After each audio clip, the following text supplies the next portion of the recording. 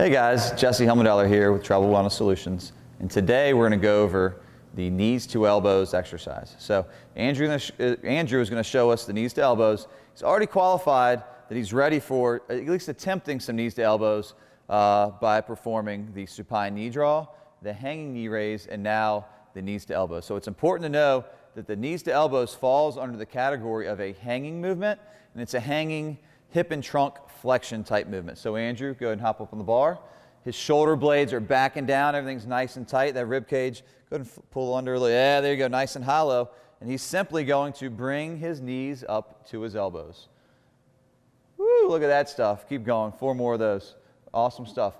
Very challenging on the trunk. Most folks don't have the active hip compression, the active trunk compression to perform this, let alone the shoulder strength and mobility. What we're seeing from Andrew is he's only leaning back a little bit with his shoulders. Some folks, if they've got really good shoulder mobility, like superior shoulder mobility, won't have to lean back a little bit. If you're a little junky through the shoulders, might have to lean back a little bit before you actually initiate the movement. That's okay. We can work with that. But do know that this is a pretty advanced movement. Starting off with 3 sets of 5 after you've already performed your hanging knee raise is a great place to start. Building up to upwards, I don't know, 3 sets of 15, 3 sets of 20. Go ahead and try it out and let me know how it goes.